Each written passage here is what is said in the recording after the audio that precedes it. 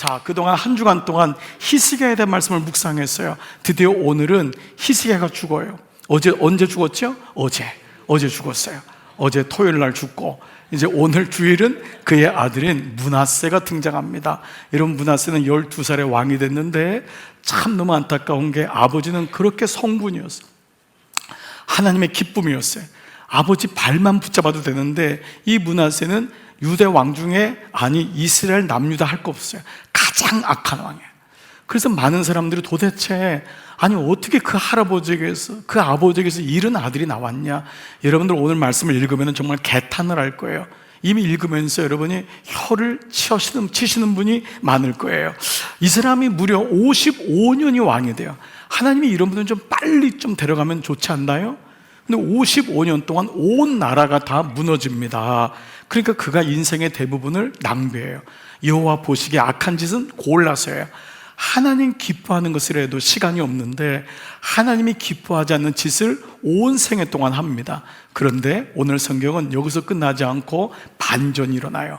자, 그 말씀까지 한번 생각하면서 오늘 3절, 4절 같이 한번 동그라미 치면서 볼펜 들고 같이 읽겠습니다. 시작. 여호와 보시기에 악을 행하여 여호와께서 이스라엘 자손 앞에서 쫓아내신 이방 사람들의 가증한 일을 본받아 그의 아버지 히스기야가 헐어버린 산당을 다시 세우며 바알들을 위하여 제단을 쌓으며 아세라 목상을 만들며 하늘의 모든 일월 성신을 경배하여 섬기며. 그러니까 이 한 구절 3절 4절만 봐도 여러분이 이 사람이 어떤 사람인 줄 아시겠죠? 그런데 심지어 6절 보면은요, 또 흰놈의 아들 골짜기 뭐냐면 염소신, 뱀신이에요.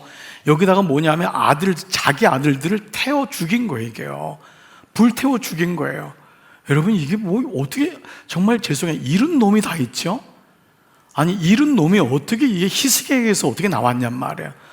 자기 아들까지 다 불태워 죽이고, 심지어는 점치며 사술과 요술을 행하며, 또 뭐예요? 신접한 자와 박수를 신이 막, 이건 옆에다 가까이 뒀다는 거예요. 오늘이나 옛날이나 똑같은 거예요. 여러분, 정말 이런 일을 어떻게, 그것도 아버지가 히스기야, 하나님의 기쁨이 되었는데 정말 이런 일을 저질러요. 정말 이 지경까지 어떻게 왔는지. 그래서 6절에 보니까요, 여호와 보시기에 악을 그냥 행한 게 아니라 많이 행해. 이 구절은 많이는 이 사람밖에 없어요. 이거 최상급이에요. 여호와 앞에서 최상으로 하여간 별짓을 다 한 거예요. 그리고 여호와를 진노하기, 이런 단어 구절은 없어요. 아무리 이스라엘 왕들, 유대 왕들이 악해도 여호와를 진노하게 했다, 이런 구절들은 없는데, 그러니까 므낫세가 여러분 얼마나 악한지를 여러분 아시겠죠? 자, 여러분 어떠세요? 오죽하면 9절 보면은 그의 패역함으로 백성들을 꾀어서 악을 행하는 것이 하나님이 멸하신 모든 이방 나라보다 더욱 심했다라고 해요.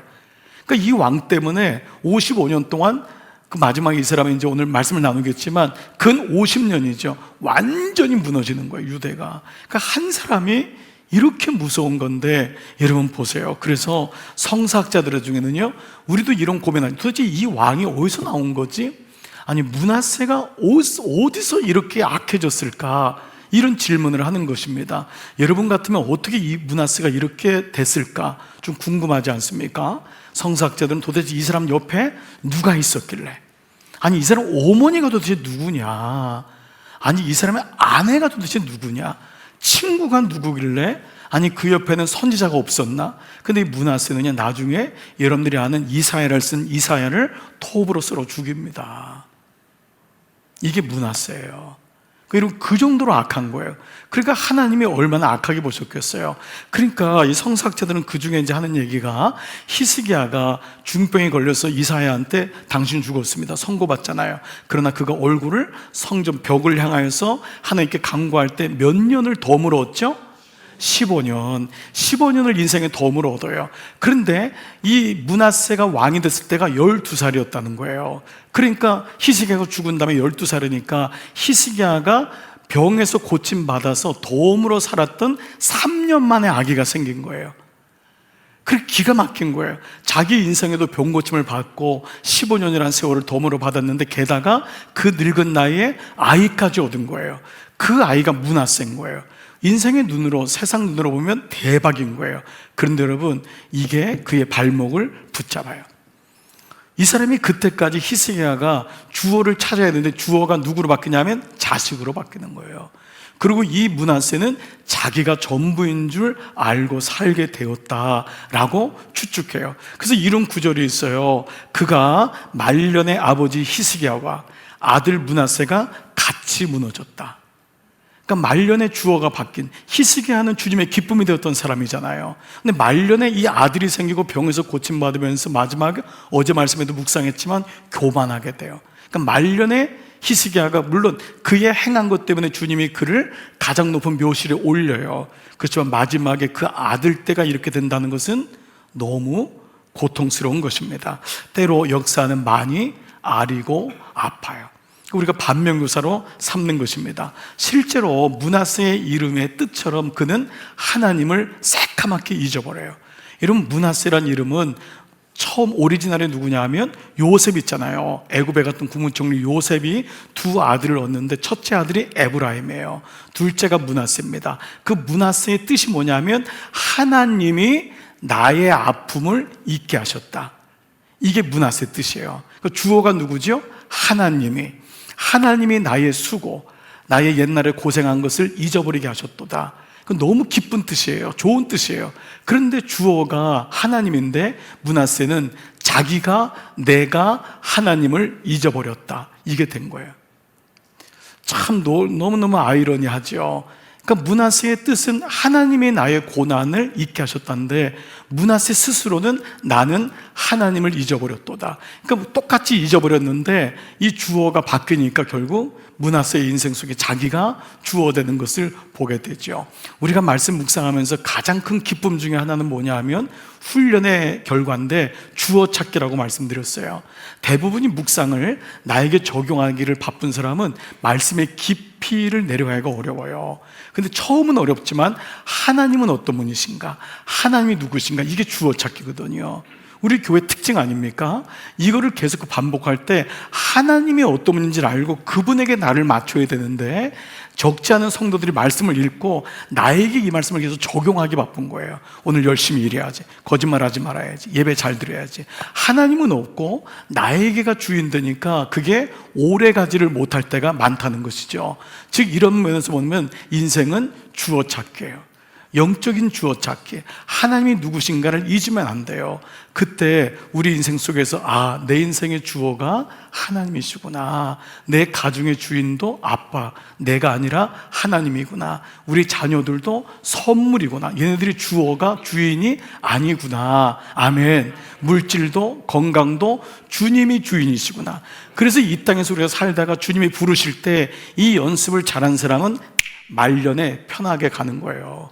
주님 부르실 때 주님 감사합니다 가는데 이게 안 되면 닌게로한테 돈 놔달라고 그러고 좋은 거 없냐 그러고 결국 하나님 떠난 채로 비참하게 가요. 그러니까 우리 결국 인생은 삶의 연습이기도 하지만 죽음의 연습이에요. 여러분, 이게 성경을 보여주는 거예요. 그래서 성경은 역대 모든 왕들이 왕이 됐다가 죽었더라, 그 말년에 잘 죽는 거, 이게 사실은 너무 중요한 거예요. 그러니까 오늘 말씀을 통해서 우리가 그 말씀을 깨닫게 되죠. 주어 찾기. 여러분, 우리가 히스기야가 마지막에 어제 말씀 속에 히스기야가 위기가 와요. 그게 뭐냐 하면 히스기야가 너무 하나님이 형통케 한 거예요. 히스기야는 역대 왕 중에 가장 많은 영토, 가장 많은 돈, 물질을 하나님이 쏟아 부어주세요. 그가 하나님이 기쁘게 한 결과였어요.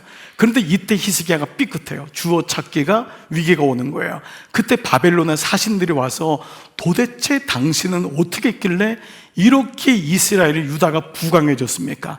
그때 히스기야가 하나님이 하셨습니다. 이 말 한마디만 하면 되는데 히스기야가 우쭐해진 거예요.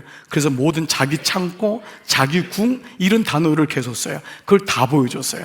이사야가, 하나님의 사람 이사야가 위기를 느낀 거예요. 그래서 어제 말씀과 동일한 말씀 중에 열왕기 하 평행본문이에요. 역대와 평행본문인 열왕기하 20장 15절에 이런 말씀이 있어요. 이사야가 이르되, 안고의 이사야가 이르되 왕궁에서 무엇을 보았나이까?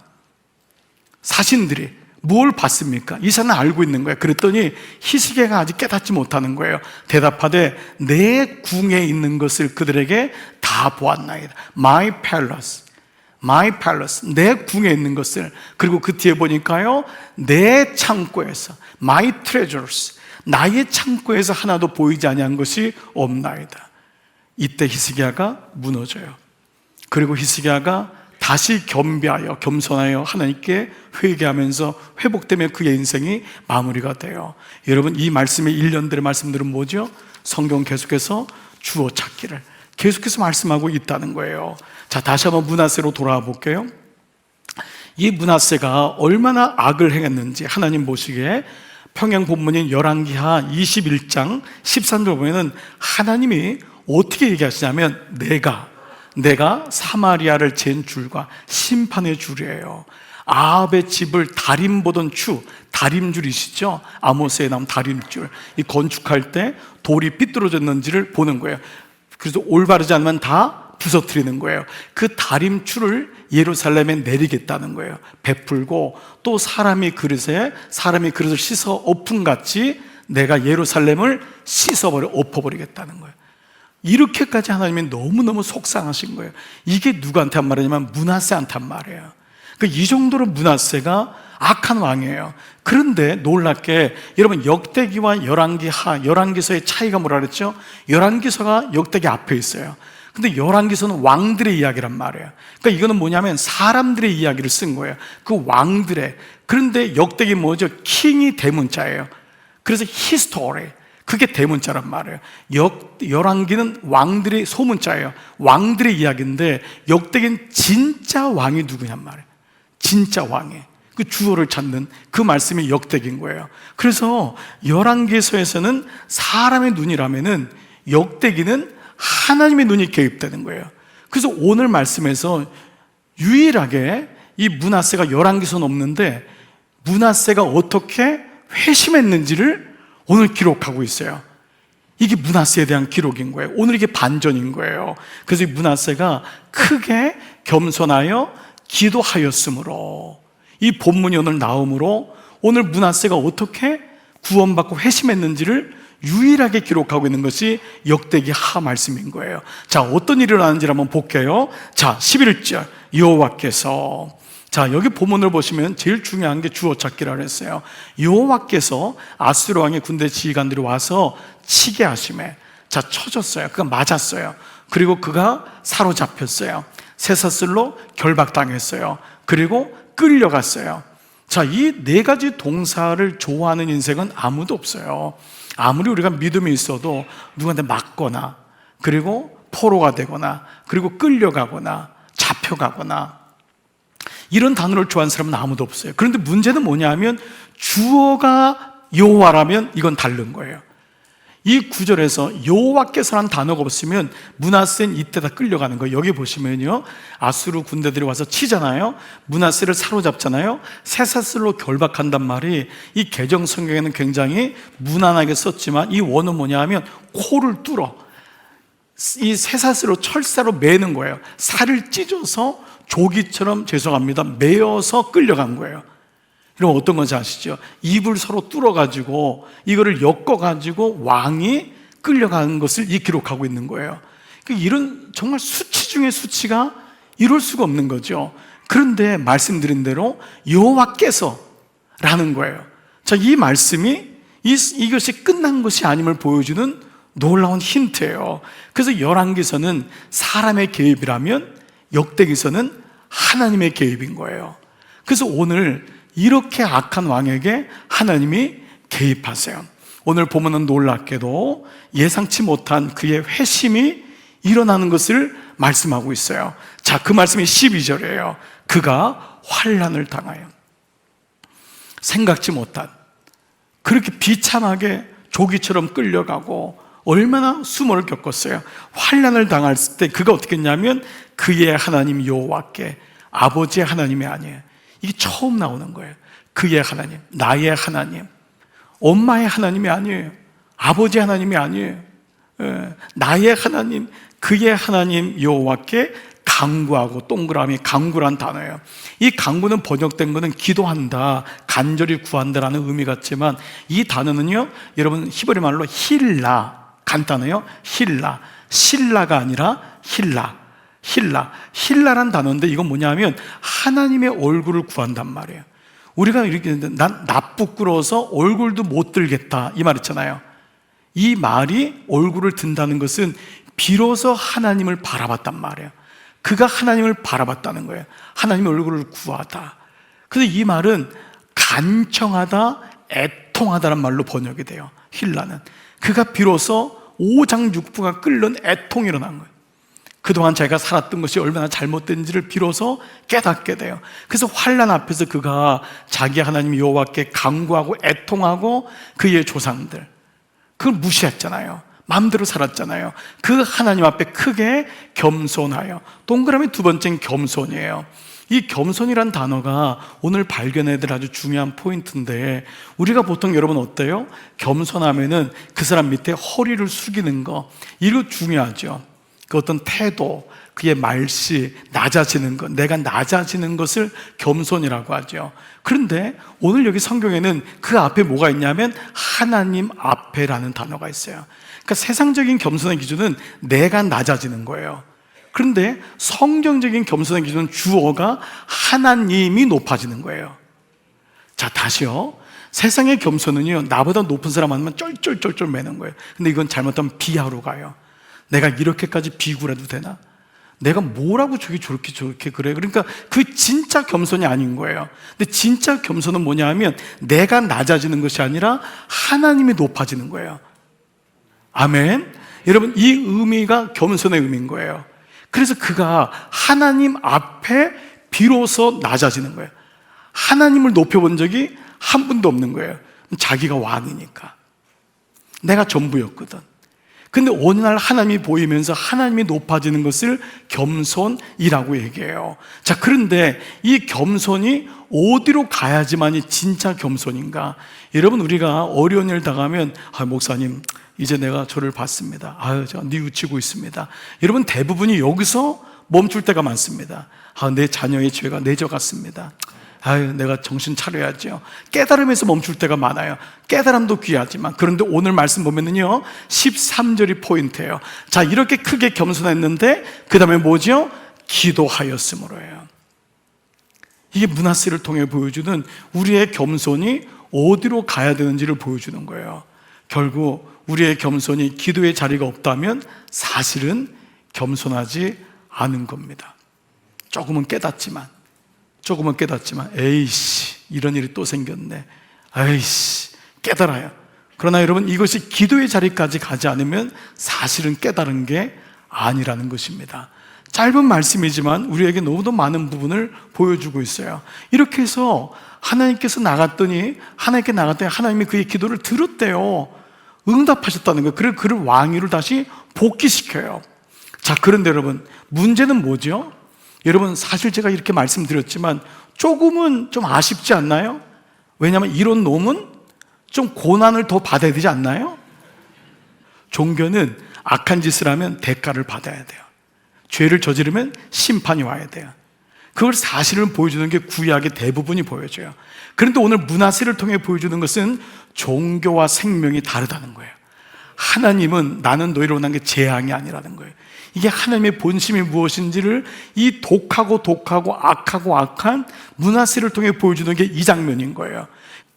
역대기는요, 두 사람, 아버지 히스기야와 그 아들 므낫세를 통해서 하나님의 구원하심이라는 영적인 화두를 던지고 있어요. 그래서 이것이 히스기야가 그렇게 된 것도 하나님의 은혜였고, 그가 갑자기 이루어진 것이 아니라 하나님이 그렇게 하셨고, 그가 말년에 깜빡해가지고 또 자기가 주워댔을 때 뉘우치게 한 것도 하나님이 하셨음을 말씀하고, 그의 아들 히스기야가 너무도 많은 세월을 허송했지만 하나님은 그에게 찾아가셨고 그런 인생도 회복시키셔서 하나님이 새 생명을 찾게 하시는 이 말씀을 통해 하나님의 일하심, 하나님의 구원이라고 하는 가장 중요한 단어를 우리에게 말씀하고 있어요.